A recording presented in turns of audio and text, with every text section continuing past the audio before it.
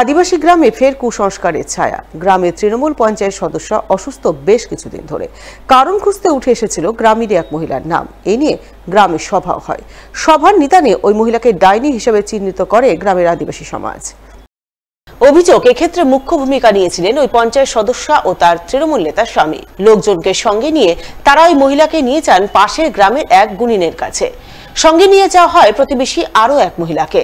অনেকটা সময় ধরে টুকটাকের পর গুণিন ওই মহিলার দুই কানে লোহার শিকের খোঁচা দিয়ে তাকে আরো একবার ডাইনি ঘোষণা করেন।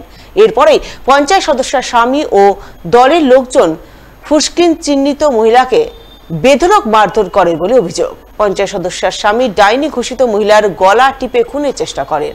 তাকে বাঁচাতে গিয়ে ব্যাপক মার খেতে হয় প্রতিবেশীকেও।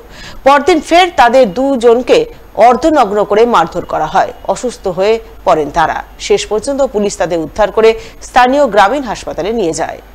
আমার মাকে জিজ্ঞেস করছে, তো ও বলছে তুই কি মানুষ হচ্ছিস বল।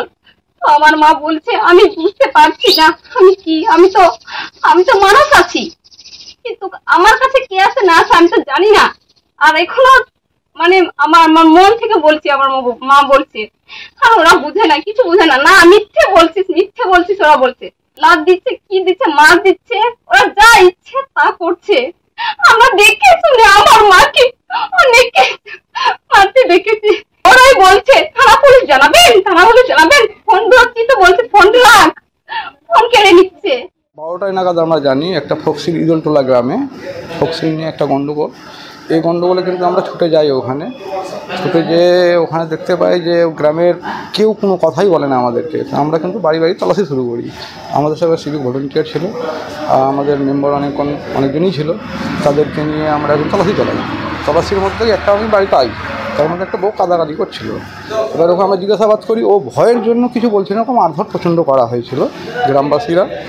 ওখানকার একজন টিএমসির মেম্বার ছিলেন, ওনারাও সবাই মিলেই ওকে মারধর করেছে।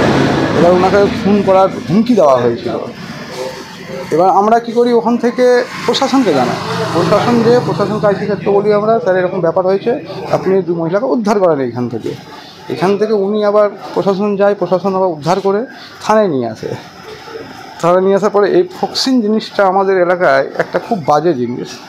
এর আগেও অনেক কিছু হয়েছে। ফক্সিন কেউ কাউকে বলে দিলে মার্ডার করে দেয়। আদিবাসী সমাজের এলাকায় ফক্সিনটা একটা গুণবিদ্যার মাধ্যমে একটা চলা হয়, এটা মার্ডার হয়ে যায়। যদি আমরা কালকে ওখানে না যেতাম তো রাত্রে হয় ওই দুই মহিলাকে আমরা পেতাম না আমাদের গ্রামে, ফলে মারা যেতে পারত। এবারে আমরা উদ্ধার করে নিয়ে থানায় দেওয়া হতো। বেসরকারি ব্যাংক কর্মীকে ছিনতাইয়ের 24 ঘন্টার মধ্যে ছিনতাইকারীদের গ্রেপ্তার করল কালিয়াচক থানার পুলিশ। মঙ্গলবার দুপুরে ওই বেসরকারি ব্যাংকের কর্মচারী বাদ দিয়ে আসার সময় তার কাছ থেকে প্রায় 1,17,000 টাকা ছিনতাই করে ছিনতাইকারীরা। তারপর সে কালিয়াচক থানায় ছিনতাইয়ের ঘটনায় লিখিত অভিযোগ দায়ের করে। অভিযোগ পেয়ে সঙ্গে তদন্তে নেমে একটি মোটর সাইকেল সহ তাদেরকে কালিয়াচক থানার জালালপুর বাস স্ট্যান্ড থেকে গ্রেপ্তার করে।